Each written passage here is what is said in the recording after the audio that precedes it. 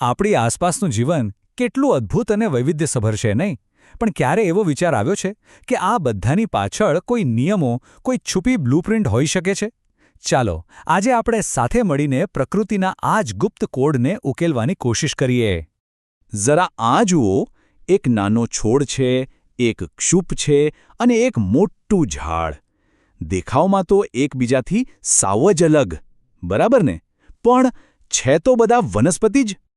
તો સવાલ એ થાય કે એવું તો શું છે જે એમને આટલા અલગ બનાવે છે? કયા નિયમો છે આની પાછળ?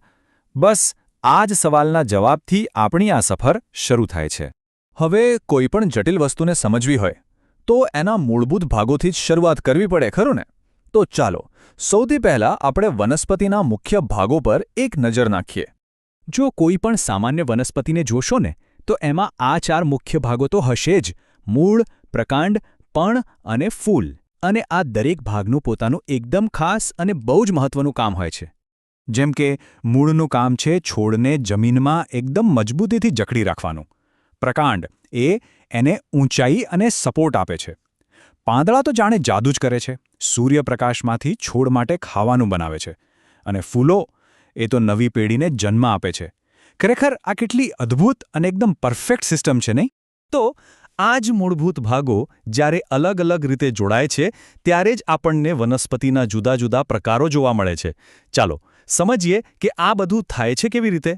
સૌથી પહેલાં વાત કરીએ છોડની. હવે મગજમાં ટામેટા કે ફુદીનાનો છોડ લાવો. એનું પ્રકાંડ કેવું હોય? એકદમ નરમ, લીલું અને પાતળું. એ બહુ ઊંચા પણ ન થાય અને તેને સહેલાઈથી વાળી પણ શકાય. હવે ક્ષુપ અને વૃક્ષ વચ્ચેનો જે તફાવત છે ને, એ ખરેખર જાણવા જેવો છે. ક્ષુપમાં શું હોય કે ડાળીઓ છેક નીચેથી, જમીનની નજીકથી જ ફૂટવા માંડે. એનું પ્રકાંડ પાતળું હોય પણ હોય મજબૂત.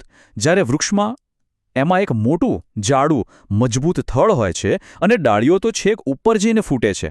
એટલે કે મુખ્ય ફરક એમની આખી રચનામાં જ છે. અત્યાર સુધી તો બધું સીધું સાદું લાગ્યું, બરાબર? પણ હવે જે વાત કરવાની છે એ પ્રકૃતિનું એક એવું ઊંડું રહસ્ય છે જેની પર આપણું ધ્યાન ભાગ્યે જ ગયું હશે. ક્યારે એવો વિચાર આવ્યો છે કે કોઈ ઝાડના પાંદડાની ડિઝાઇન જોઈને એ કહી શકાય કે જમીનની નીચે એના મૂળ કેવા હશે? હા, આ એકદમ સાચું અને બહુ જ અદ્ભુત કનેક્શન છે. જુઓ, વૈજ્ઞાનિકો શું કરે છે કે પાંદડામાં જે નસોની ગોઠવણ હોય છે ને, જેને શિરાવિન્યાસ કહેવાય, એના આધારે છોડને અલગ પાડે છે. આના મુખ્યત્વે 2 પ્રકાર હોય છે. એક છે ઝાલાકાર, જેમાં નસો એક જાળી જેવી ડિઝાઇન બનાવે છે, અને બીજો છે સમાંતર, જેમાં બધી નસો એકબીજાને સમાંતર, સીધી લાઇનમાં ગોઠવાયેલી હોય છે. અને મજાની વાત તો એ છે કે પાંદડાની આ 2 અલગ અલગ ડિઝાઇન 2 અલગ અલગ પ્રકારના બીજ સાથે જોડાયેલી છે. દાખલા તરીકે અહીં ઘઉં અને રાજમાના છોડ છે. અને અહીં ખુલે છે એ રહસ્ય. જે વનસ્પતિઓના પાંદડામાં ઘઉંની જેમ સમાંતર સીધી નસો હોય છે, એમના મૂળ તંતુમય એટલે કે ફાઇબ્રસ હોય છે. અને જેમના પાંદડામાં રાજમાની જેમ જાળીદાર નસો હોય છે, એમના મૂળ સોટીમય એટલે કે એક મુખ્ય મૂળવાળા હોય છે. જરા વિચારો તો, પાંદડાની ઉપર દેખાતી ડિઝાઇન અને જમીનની નીચે છુપાયેલા મૂળ વચ્ચે સીધો સંબંધ છે. આ જ તો છે પ્રકૃતિનો હિડન કોડ. હવે આ વર્ગીકરણ અને અનુકૂલનના નિયમો છે ને, એ કંઈ ફક્ત વનસ્પતિઓ માટે જ નથી. આ નિયમો પ્રાણી સૃષ્ટિમાં પણ એટલા જ સાચા છે. તો ચાલો હવે પ્રાણીઓની દુનિયામાં એક નજર નાખીએ. પ્રાણીઓને અલગ પાડવાનો સૌથી પહેલો અને સરળ રસ્તો કયો? તો કે એ ક્યાં રહે છે એના આધારે.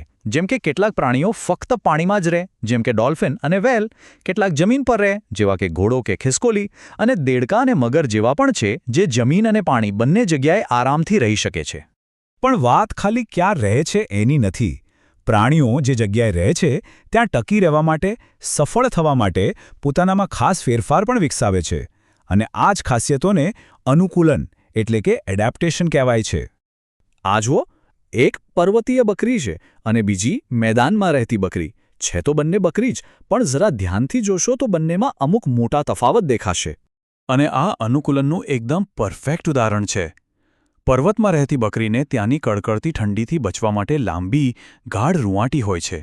અને પથ્થરો પર ચડવા ઉતરવા માટે એની ખરીઓ પણ એકદમ મજબૂત હોય છે. જ્યારે મેદાનમાં રહેતી બકરીને આટલી રૂંવાટીની જરૂર નથી અને એની ખરીઓ સપાટ જમીન પર ચાલવા માટે બનેલી હોય છે. મતલબ કે પર્યાવરણે જ એમના શરીરને ઘડ્યું છે. ચાલો હવે બતક અને કબૂતરનું ઉદાહરણ લઈએ. બંને પક્ષી છે, પણ શું ક્યારે એમના પગ વચ્ચેનો મોટો ફરક નોંધ્યો છે? બતકના પગમાં જાળપાદ હોય છે, એટલે કે એની આંગળીઓ ચામડીથી જોડાયેલી હોય છે. આના લીધે એનો પંજો એકદમ હલેસા જેવો બની જાય છે, અને પાણીમાં તરવા માટે આનાથી સારું શું હોઈ શકે? આ એકદમ પરફેક્ટ અનુકૂલન છે, જે ખાસ એની પાણીમાં રહેવાની જીવનશૈલી માટે જ બન્યું છે. તો આપણે જોયું કે જીવનની દરેક નાની મોટી ડિઝાઇનની પાછળ એક તર્ક છે, એક નિયમ છે અને એક હેતુ છે. આ જે આખી જૈવ વિવિધતાની બ્લૂપ્રિન્ટ છે એ ખરેખર અમૂલ્ય છે. પણ સવાલ એ છે કે શું આપણે એની સાચી કાળજી લઈ રહ્યા છીએ?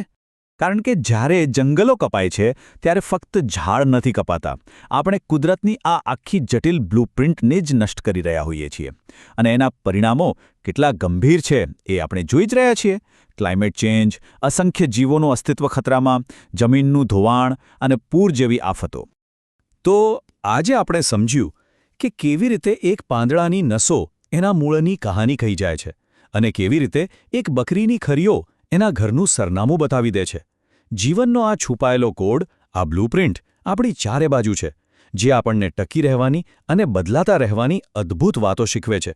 પણ અંતે સવાલ એ જ ઊભો રહે છે કે આપણે આ અમૂલ્ય વારસાને ભૂસાઈ જતો રોકવા માટે શું કરીશું? આ સવાલ પર વિચાર કરવો એ આપણા સૌની જવાબદારી છે.